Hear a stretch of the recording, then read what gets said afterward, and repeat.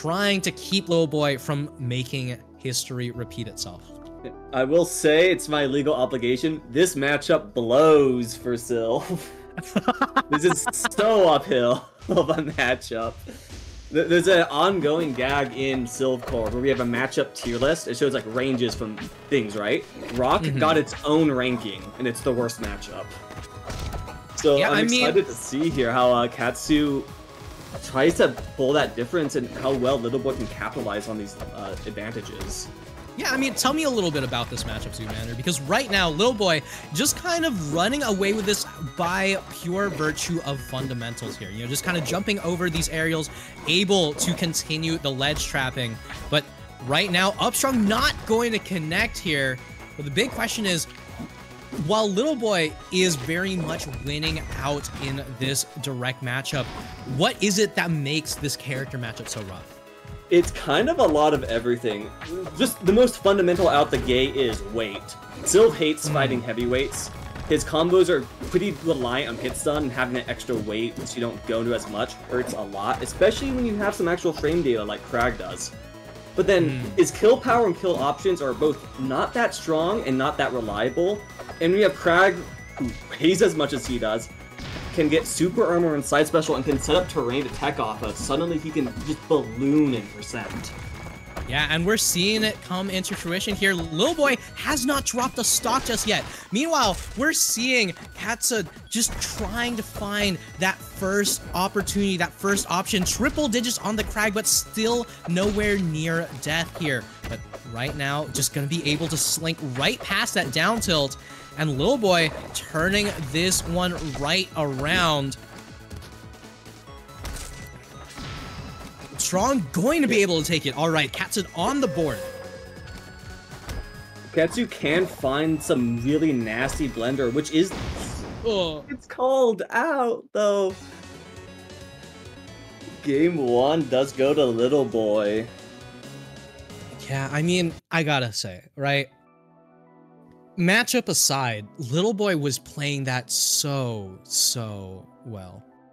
Yeah, LittleBoi had such a good, like, fundamental understanding, just the spacing. And it felt like they kind of knew every timing window they could take advantage of there. It felt like LittleBoi was able to find these really clever little escape route and then either completely get out of a combo or set up a reversal.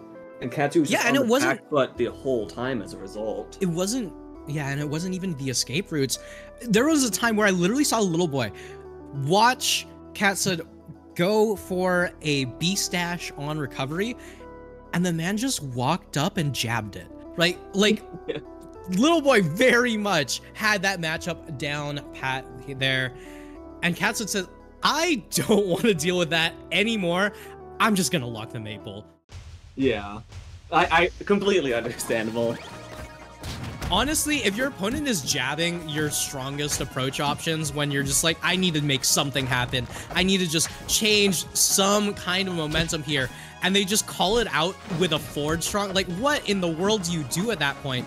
You try to get some sort of mental reset, and the character swap is very much going to be able to do that. Yeah, complete change of pace here.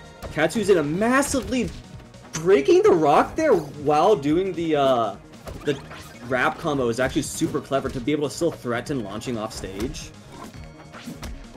Yeah, and on top of that, you could see that LittleBoi was expecting it to hit him, but instead, not going to be doing that one. And the Upstrong going to be able to take stock number 1. Catsu already managing to to match the same number of stocks that was taken in game 1. Oh my god. Oh my lord. LittleBoi is swinging. Yeah. LittleBoi's trying to find his kill, and Catsu's just not letting it happen. Confirms with Lily looking to kill, maybe? Good DI there from LittleBoi, not letting an up special come out to kill. And okay, no resources. That is a kill. Yeah.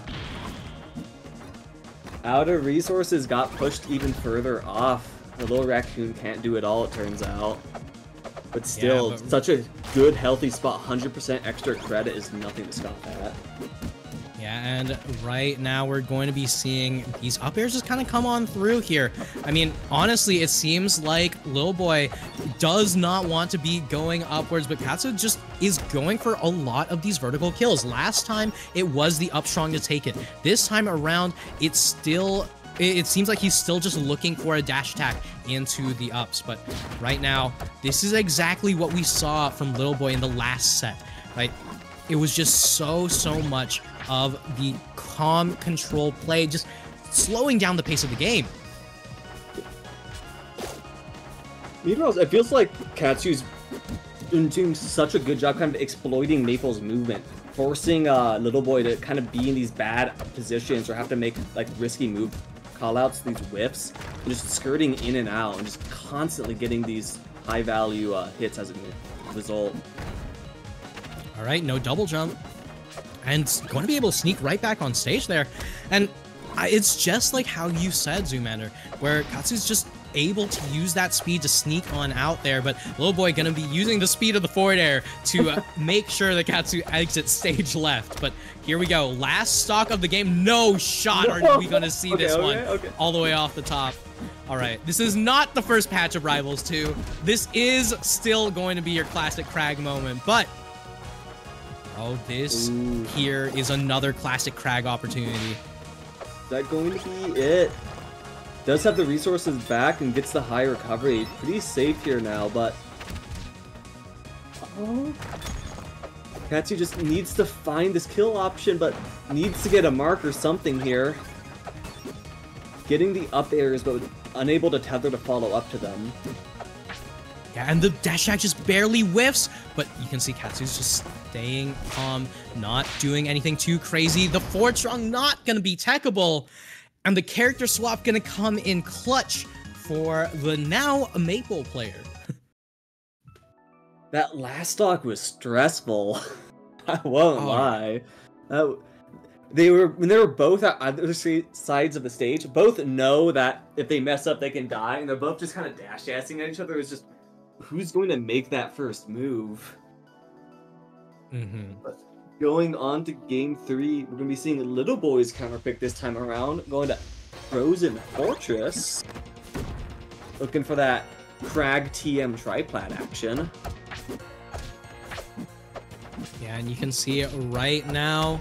This is the same, stage that LittleBoi tried to use as a counterpick to Maypul in the last set that we saw him in. But the last time we saw him on the stage, it didn't work out, right? I mean, LittleBoi counterpicked to the stage, immediately lost, went back to Merchantport, and then ended up winning on, the run back. But I'm not sure about this stage. It's all going to be a question of player familiarity. I think that's absolutely true on this stage. Like, this stage and a few others are so much like, once you kind of have to know the movement and get used to it. And these triplats, if you can capitalize that movement, if you're used to it, you can navigate it smoothly, swiftly. You can do so much. Oh! Yeah, speaking of which, Maypul going to be very smoothly and swiftly going off the side there, but I gotta say, right, this is, not the same LittleBoi that we saw in the last set.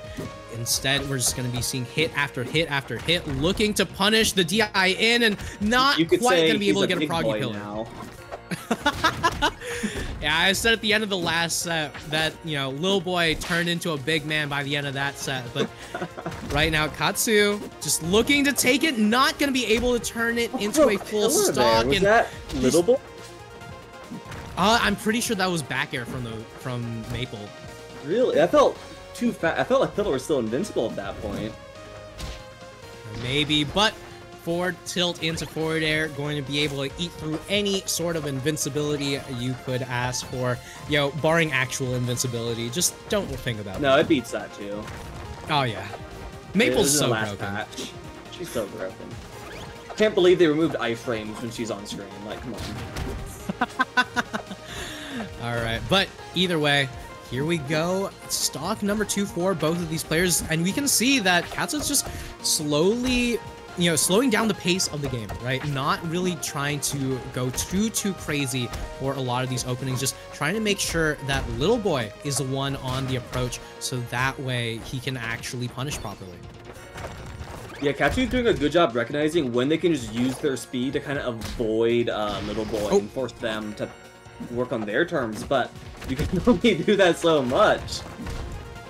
LittleBoi's sending Maypul to the space program.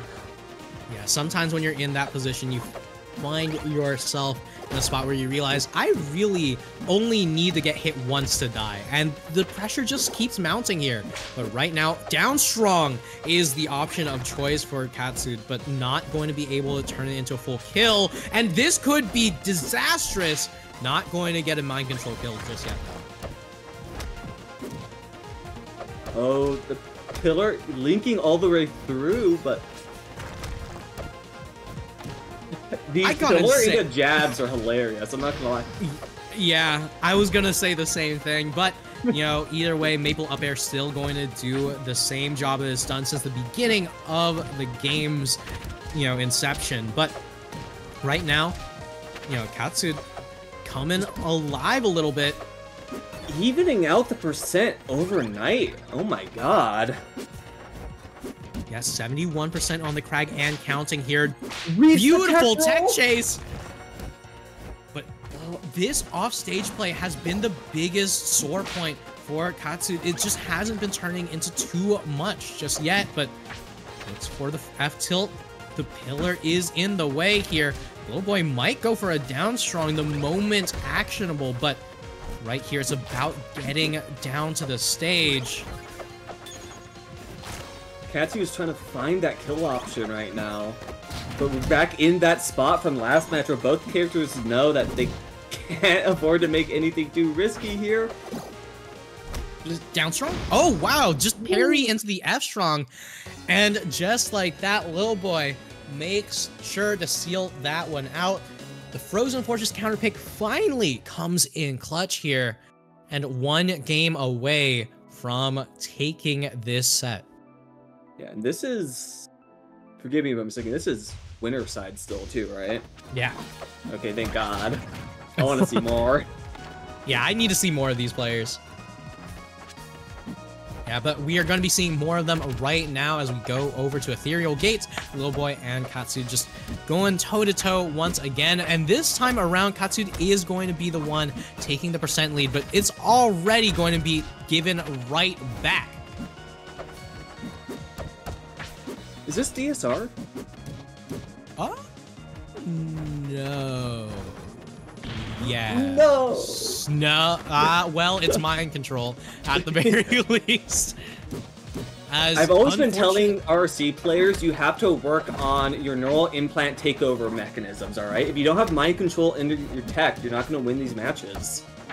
Yeah, I mean, you got to pay your subscriptions.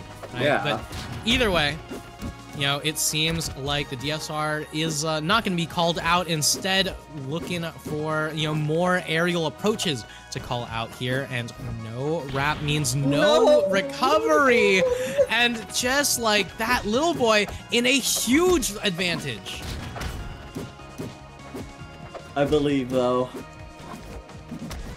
I mean, it's not over till it's over, but no double jump. And this is certainly the kill here. And no way. Catsu gonna be able to sneak right on past LittleBoi, going to drop down after the forward air, and Catsu will not be going quietly into the night, still going to be fighting. You can't make a comeback without being down. Just takes such insane value, like, super quickly before. And already 60%, they're looking to even out the stock count at the very least here. No jump on the field.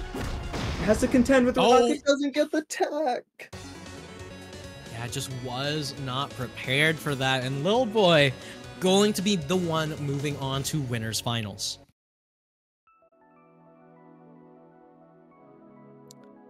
All right, and we just saw the Maypul drop down into